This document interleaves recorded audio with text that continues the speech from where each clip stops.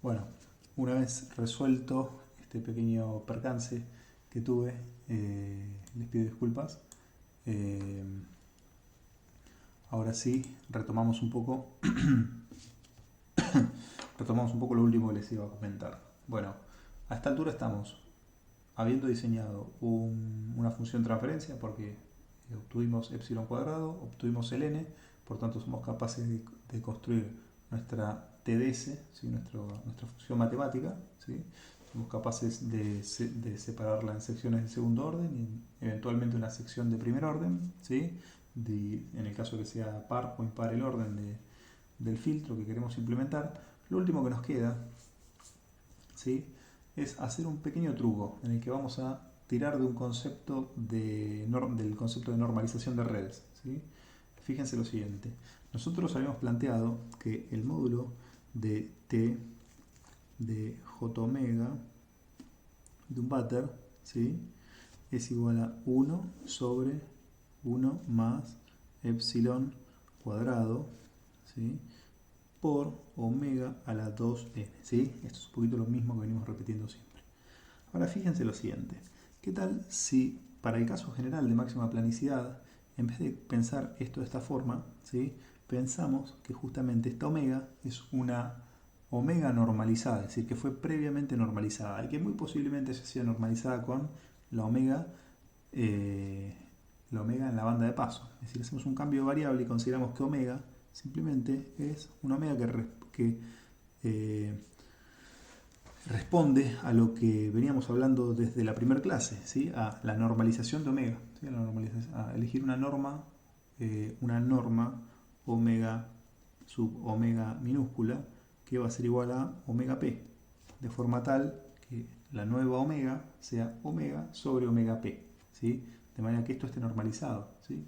Que vendría a ser todo lo que venimos haciendo hasta ahora, nada más que estamos explicitando esa normalización ahora. Por lo tanto, epsilon cuadrado por omega, la antigua omega, la omega desnormalizada, que ahora la normalizamos por esta norma, que es igual a omega p, que es la omega que se suele usar. El fin de la banda de paso es la omega, es decir, lo que se llama la frecuencia de corte, es la omega usual de normalización. Esto es a la 2n, ¿sí? Omega a la 2n.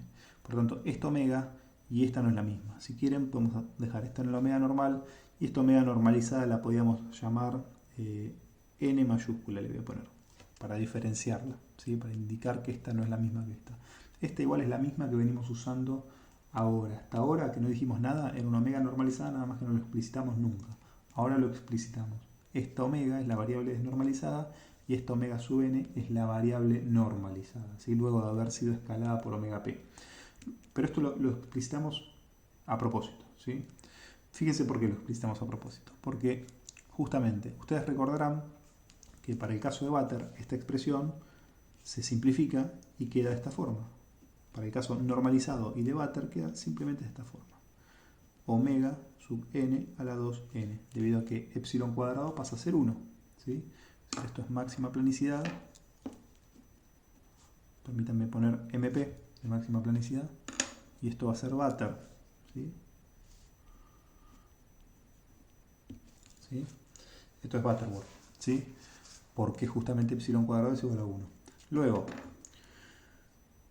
¿qué podríamos hacer nosotros para el caso más general? Es decir, el caso donde tenemos más grados de libertad, poder transformarlo en un caso de Vater. Bueno, podríamos hacer eso en tanto y en cuanto nos saquemos de encima, ¿sí? Este factor que tenemos acá. Si somos capaces de sacarnos de encima este factor epsilon cuadrado, podríamos llevarlo a esta forma, o simular que lo llevamos a esta forma. Y vamos a ver cómo podemos hacer y dónde podríamos de alguna forma barrer esta afectación. Miren lo siguiente, ¿qué tal si hacemos un poquito de álgebra nada más? Y hacemos 1 sobre, esto lo reescribimos y hacemos 1 más, y este epsilon cuadrado lo metemos adentro del proceso de normalización. De hecho, lo usamos para afectar nuestra norma de omega, ¿sí?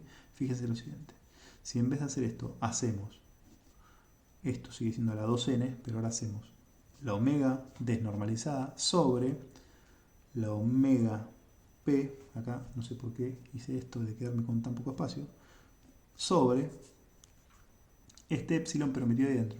debido a que ya tiene el 2, ¿sí? Entraría perfectamente, nada más que lo único que tengo que hacer es afectarlo por 1 sobre n, para que cuando salga fuera del paréntesis siga siendo lo mismo. Por lo tanto, esto necesariamente tiene que estar acá a la 1 sobre n, ¿correcto? A la 1 sobre n. Y creo que hice bien el álgebra.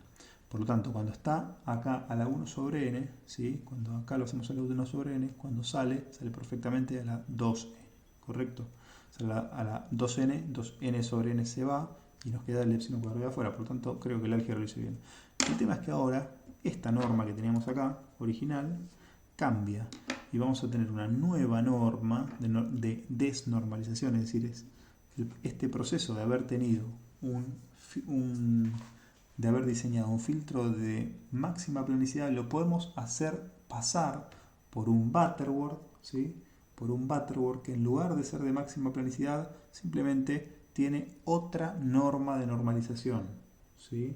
Y este es el truco. El truco es justamente ese, haber hecho pasar un diseño de máxima planicidad por un Butterworth, ¿sí? Que tiene, en lugar de tener una norma de normalización, que es la usual, la típica, la frecuencia de corte, otra, es decir, la omega de corte, ¿sí? Omega p, pero en este caso ya no va a ser más la omega de corte, sino que va a ser omega de corte afectada por un coeficiente o por un factor psi elevado a la menos 1 sobre n, ¿sí? Es decir, va a ser la omega de corte, ¿sí? Pero afectada por este factor, ¿sí? Por este factor de escalamiento. ¿De qué va a depender este factor de escalamiento? Bueno, va a depender justamente del orden, ¿sí? Del orden del filtro. Por lo tanto, esta omega de corte se puede crecer o decrecer. Fíjense que no hay ninguna restricción en que crezca o en que esto sea mayor o menor a 1, ¿sí? Porque eso absolutamente va a depender del orden y va a depender del ripple que yo tenga predefinido por la plantilla. Es decir, puede que tenga mucho ripple o tenga poco ripple. Y en base al orden voy a poder ir o para un lado o para el otro. Eso lo vamos a ver más claramente en unos gráficos que vamos a hacer a continuación en el video siguiente, donde vamos a simular este comportamiento. Vamos a simular el comportamiento de un máxima planicidad y de un Butter y cómo cambian los diseños. Pero en definitiva, ¿qué significa todo esto que hicimos hasta ahora? Supónganse que a nosotros nos ponen una plantilla donde nos exigen que justamente el ripple no sea unitario, ¿sí? No estemos en el caso de Butter, sino que estemos en un caso de máxima planicidad. Ya vamos a ver cuándo pasa eso, ya vamos a ver algunos ejemplos y vamos a ver cuándo sucede eso. Pero si estuviéramos en este caso, nosotros podríamos hacer de cuenta que tenemos que diseñar un Butter, ¿sí?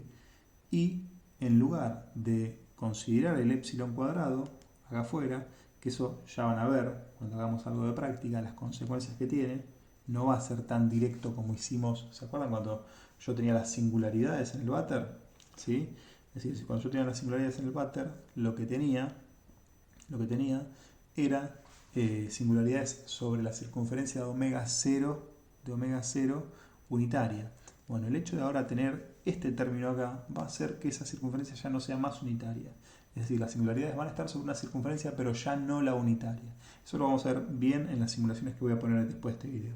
Pero ese es el truco, justamente. Cambiar la norma de normalización implica que esa circunferencia ahora es otra.